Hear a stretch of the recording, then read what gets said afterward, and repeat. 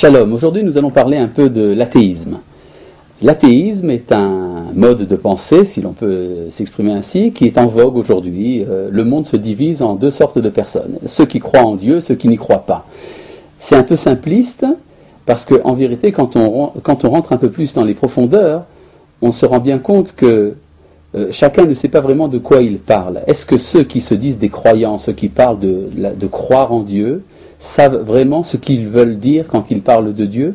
Est-ce que ce n'est pas très souvent une forme un peu subtile, mais enfin une forme quand même d'idolâtrie, une forme d'anthropomorphisme? Et puis ceux qui disent qu'ils ne croient pas en Dieu, est-ce que vraiment ils savent ce que cela veut dire? Est-ce que ce n'est pas plutôt une manière d'affirmer sa liberté? Or la liberté est voulue par le Créateur du monde, la liberté de l'homme est voulue par Dieu. Et donc on pourrait dire d'une certaine manière que Dieu se comporte, c'est un peu paradoxal, mais à la manière d'un athéiste, c'est-à-dire qu'il laisse la place à l'homme. Donc il n'est pas du tout évident que cette division que l'on a l'habitude de faire entre ceux qui croient en Dieu et ceux qui n'y croient pas est tellement valide, en tout cas pas du point de vue de la tradition juive. En effet, il y a une règle talmudique un peu surprenante pour ceux qui n'ont pas l'habitude du langage talmudique, qui est que Kol hakofer ba'avoda zara nikra yehudi. Ça veut dire que celui qui rejette l'idolâtrie, celui qui rejette le paganisme, est automatiquement appelé juif.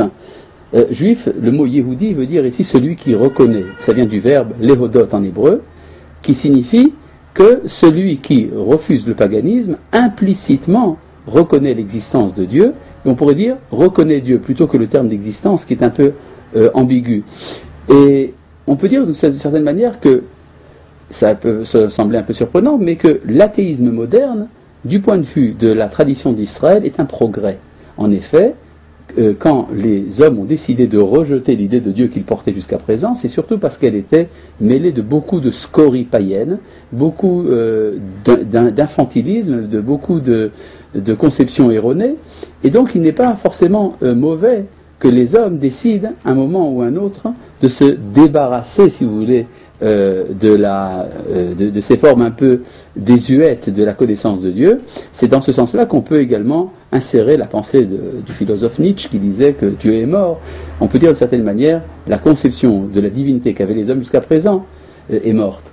Et donc il est intéressant de voir que dans la liste par exemple des commandements noachides, les commandements que la Torah réserve aux nations du monde, il y a l'interdiction de l'idolâtrie, il y a même l'interdiction du blasphème, mais nulle part il n'est dit qu'il y a un commandement positif qui serait de croire en Dieu. Alors que dans les 613 commandements de la tradition d'Israël, un des 613 commandements, et d'après certains même le premier, c'est d'admettre l'existence de Dieu, ce commandement n'existe pas dans la liste des commandements noachides. Et c'est peut-être justement parce qu'il y a une prudence de la tradition juive par rapport à des formulations d'ordre théologique. C'est-à-dire quand quelqu'un commence à parler de Dieu et qu'il donne une définition de ce que c'est que pour lui Dieu et qu'il l'écrit dans un dictionnaire ou dans un catéchisme, on se demande si finalement il ne va pas dire des bêtises. Alors il est préférable de nettoyer le terrain, de ne pas parler de l'existence du Créateur, peut-être de laisser le débat à ce propos aux spécialistes de la question. Or, les spécialistes de la question de la divinité, traditionnellement, ce sont les prophètes d'Israël. Ceux qui sont en contact direct avec la parole du Créateur peuvent savoir de qui ils parlent quand ils disent le nom de Dieu. Nous autres, les Juifs, qui sommes les héritiers des prophètes, nous avons perdu cette connaissance. Nous ne sommes plus aujourd'hui en situation de parler directement du Créateur, mais nous avons des réminiscences, nous avons un souvenir de cette parole qui s'adressait à nous dans l'Antiquité, et c'est pour ça que nous avons un message que nous sommes susceptibles de transmettre à l'humanité.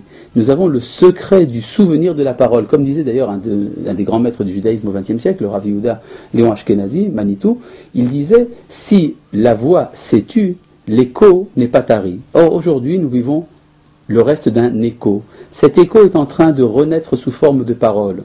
Il est en train de renaître sous la forme d'Israël qui revient sur sa terre.